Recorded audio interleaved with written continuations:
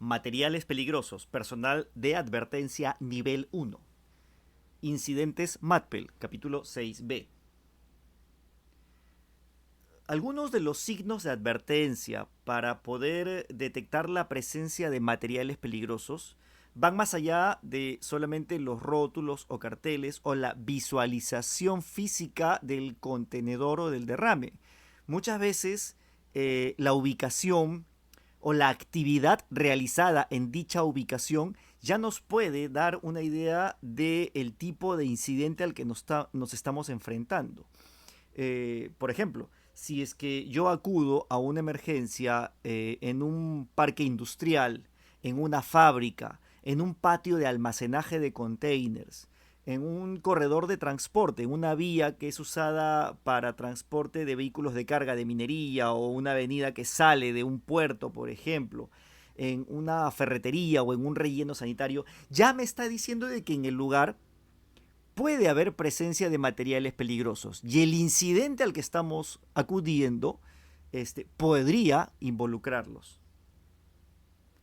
Otra fuente de información que también nos ayuda a reconocer que estamos frente a un probable incidente por materiales peligrosos son las marcas comerciales. Muchas organizaciones han establecido códigos de colores, logotipos o marcas corporativas que son colocadas en sus envases, en sus contenedores o en sus vehículos. Si yo puedo ver estas marcas, yo ya puedo sospechar de que hay presencia de materiales peligrosos. Yo puedo ver una señal como esta y sospechar de que ahí están llevando algún tipo de hidrocarburo o de aceite o de combustible, ¿no? Yo puedo sospechar que estamos frente a un incidente que involucra líquidos combustibles, por ejemplo, o gas natural, o GLP, dependiendo del tipo de empresa y la marca corporativa que yo voy a encontrar en ese contenedor. Otra fuente de información son los sentidos humanos. Vamos a dividirlos en dos grupos, los sentidos de riesgo bajo y los sentidos de riesgo alto. Obviamente la recomendación es siempre utilizar los sentidos de riesgo bajo, que es básicamente observar y oír. Yo puedo observar la presencia de humo o fuego, yo puedo ver la presencia de líquidos o ver nubes de gases o vapor, o puedo oír la fuga de estos gases de un contenedor a la distancia, sin que necesariamente yo me haya involucrado. Puedo observar víctimas en el lugar, varias víctimas en el lugar, sin una causa aparente. Y si además estoy en una zona que puede contener materiales peligrosos por su ubicación, por las tareas que realizan, yo puedo ya inferir que el incidente podría involucrar este tipo de materiales.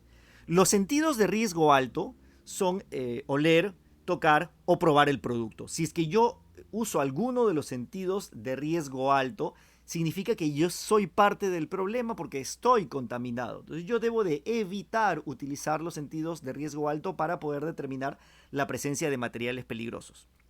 Sin embargo, en algunos casos, a veces el uso de los sentidos es inevitable. No por parte de nosotros como respondedores, sino por los primeros que están en el lugar, las víctimas iniciales o los trabajadores que están en la zona o el conductor del vehículo. Puede haber sentido un olor raro y haber iniciado la evacuación y la alerta. Y cuando se usa el sentido del olfato, ocurre un fenómeno llamado fatiga olfatoria. Algunos químicos, como por ejemplo el sulfuro de hidrógeno, pueden gradualmente ir eliminando el sentido del olfato y luego de unas cuantas respiraciones, aunque sea a baja concentración, puede parecer que el olor se va diluyendo y va desapareciendo, cuando en realidad se mantiene en su misma concentración o incluso se puede ser más alta.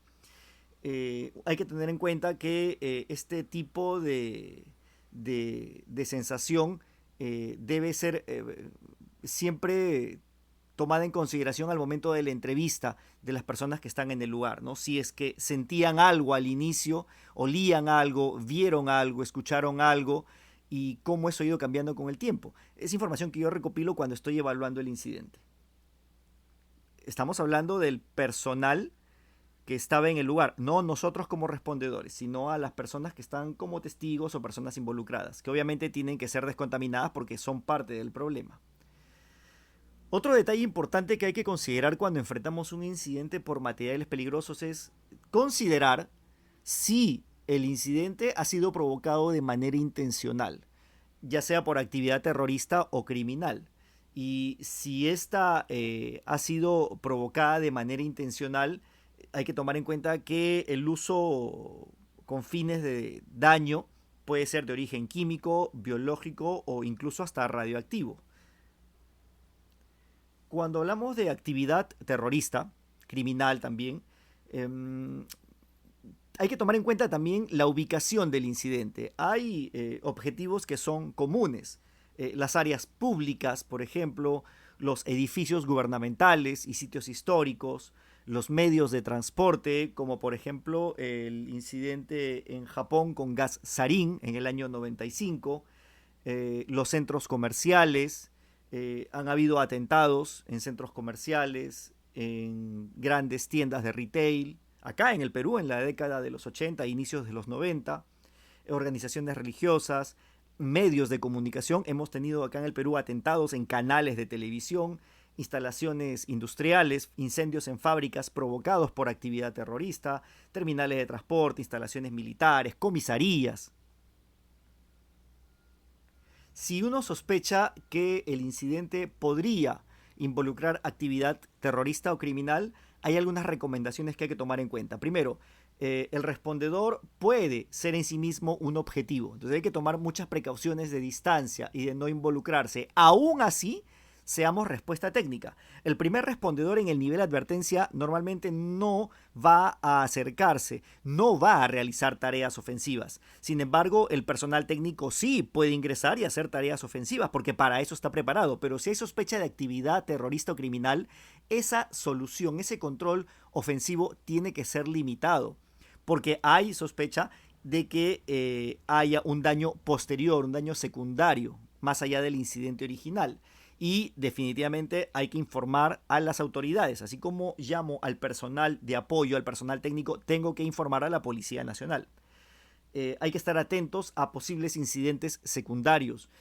En nuestro país, en la década de los 80, con los atentados terroristas, muchos atentados iniciaban como un incendio, como una explosión, pero en el lugar dejaban artefactos explosivos improvisados, secundarios, banderas con los colores de esta organización terrorista, anclados a dispositivos de detonación. De modo que cuando los equipos de ayuda llegaban, policías, militares, y retiraban estas banderas o movían los, todos los objetos que estaban en el atentado, se producía una segunda explosión con el fin de causar más daño. No se deben de tocar ni mover ningún paquete o contenedor sospechoso si es que sospechamos de actividad terrorista o criminal. Esa es tarea de las autoridades especializadas. Sean especialmente cautelosos con la presencia de cualquier dispositivo explosivo secundario, los artefactos explosivos improvisados. Informen siempre de su sospecha de que es un atentado criminal o terrorista a el equipo que está en camino, el equipo de apoyo, para que tome sus precauciones y eviten manipular el escenario. Y hay que aislar todas las áreas contaminadas y asegurar la escena. No solamente por un tema de aislamiento, de seguridad, sino por un tema de preservación de evidencia, porque probablemente la explosión ya se dio y el ambiente ya está destruido y dañado. Aún así, no se recomienda tocar nada. Eso es trabajo de las autoridades especializadas por la probabilidad de daño o de destrucción de evidencia necesaria para la investigación de este incidente.